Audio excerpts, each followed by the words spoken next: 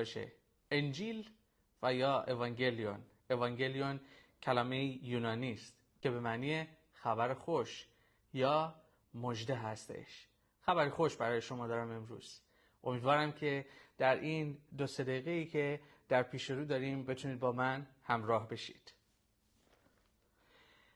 سپس عیسی سوار قایقی شد و شاگردانش نیز از پی او رفتند. ناگاه طوفانی سهمگین در گرفت، آنگونه که نزدیک بود امواج قایق را غرق کنند، اما عیسی در خواب بود.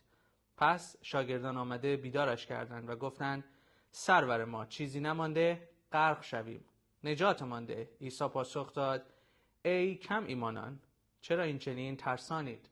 سپس برخاست و باد و امواج را نهیب زد و آرامش کامل حکم فرما شد. آنان شگفت زده از یکدیگر میپرسیدند. چه میپرسیدند؟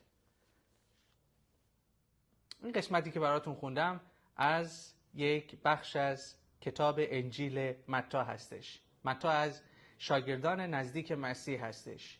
مسیح یک مأموریت رو در سن 30 سالگی آغاز کرد. چه مأموریتی؟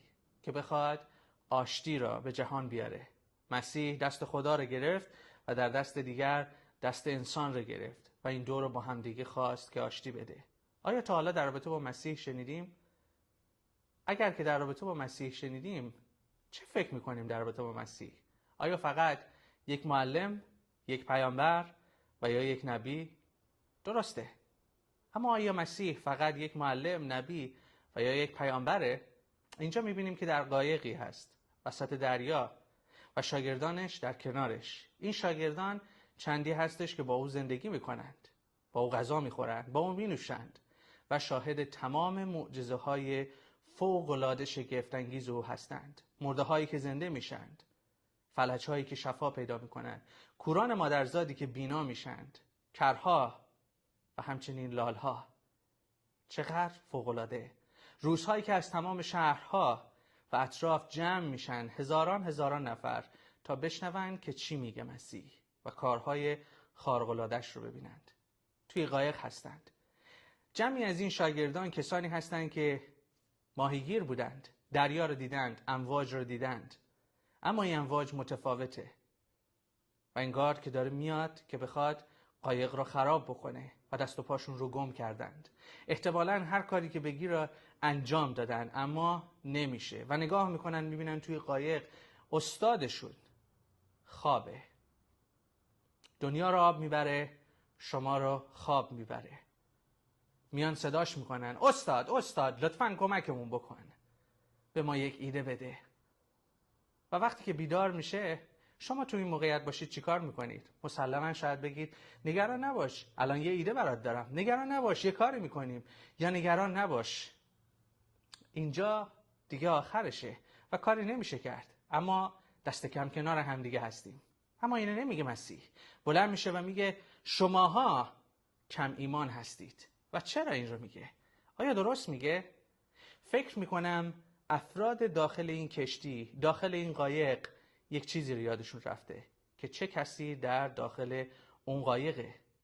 یادشون رفته که چه معجزاتی انجام داده، یادشون رفته که چه تعالیمی رو داشته و یادشون رفته که چندین هزار نفر از جای مختلف اطراف می اومدن تا اینکه بخوان تعالیمش رو بشنون و بخوان معجزاتش رو ببینن، در دنیایی که هیچ سوشال مدیایی وجود نداره و هزاران نفر می اومدن و جمع می شدن تا اونها رو ببینن از گوشه و کنار دنیا.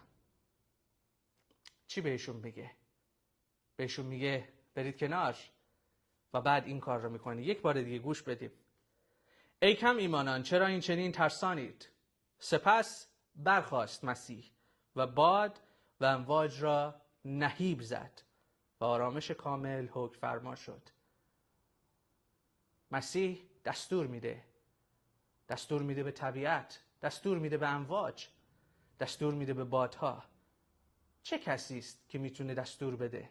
چه کسی است که قدرت و توانایی داره تا اینکه بخواد دستور بده به طبیعت که فقط خدا میتونه بهش دستور بده؟ و چه اتفاقی میافته؟ آرامش کامل حکم فرما شد. آنان شگفت زده از یکدیگر می‌پرسیدند این چگونه شخصی است؟